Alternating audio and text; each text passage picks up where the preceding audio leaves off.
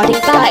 Anil Films. Sunita Devi जिंदाबाद जिंदाबाद जिंदाबाद सुनीता देवी जिंदाबाद जिंदाबाद जिंदाबाद अनिल कुमार जिंदाबाद जिंदाबाद जिंदाबाद अनिल कुमार जिंदाबाद जिंदाबाद जिंदाबाद आइल बाबारी चुनाव के फेरू 5 साल के बाद सुनीता देवी जिंदाबाद जिंदाबाद जिंदाबाद सोच समझ के वोट तू दी हो रखी है भैया अब ना दबंग कोनो अब ना दबंग कोनो नहीं लाचार चाही तरक्की के धार चाही पार्षद ईमानदार चाही तेज रफ्तार चाही पार्षद ईमानदार चाही सुनीता देवी जिंदाबाद जिंदाबाद जिंदाबाद सुनीता देवी जिंदाबाद जिंदाबाद जिंदाबाद अनिल कुमार जिंदाबाद जिंदाबाद जिंदाबाद दीदी सुनीता जैसन पार्षद ईमानदार चाही बन के जिला पार्षद करी है सगरो विकास हो विपदा में खड़ा रही है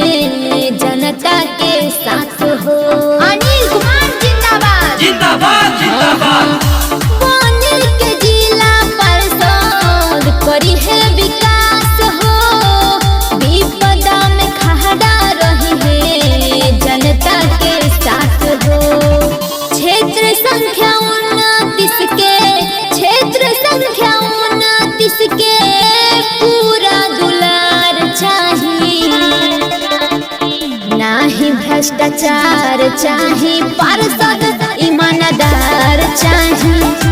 दीदी सुनीता जैसन पार्षद ईमानदार चाही सुनीता देवी जिंदाबाद जिंदाबाद जिंदाबाद अनिल कुमार जिंदाबाद जिंदाबाद जिंदाबाद दीदी सुनीता जैसन पार्षद ईमानदार चाही सारा कुशासन करी है जोड़ से खत्म हो जनता के सेवा इनकर हुए धर्म हो अनिल कुमार जिंदाबाद जिंदाबाद जिंदाबाद सारा कुशासन करी है जोड़ से खत्म हो जनता के सेवा इनकर हुए धर्म हो भैया अनिल जैसन कर्मठ उम्मीदवार चाही रोजी रोजगार चाही पार्षद ईमानदार चाही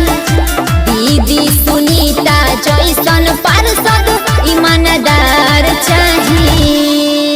जी हाँ, चुनाव प्रचार ऑडियो बनवाने के लिए आज ही संपर्क स्थापित कीजिए Anal films digital sound recording studio, Madhaul Chowk, Muzaffarpur road, Mahua, Vaishali. अधिक जानकारी के लिए आप हमारे मोबाइल नंबर पर भी संपर्क स्थापित कर सकते हैं। अनिल अनल से उनका मोबाइल नंबर है 9973263785 या फिर आप डायल कर सकते हैं 8582023099 पर।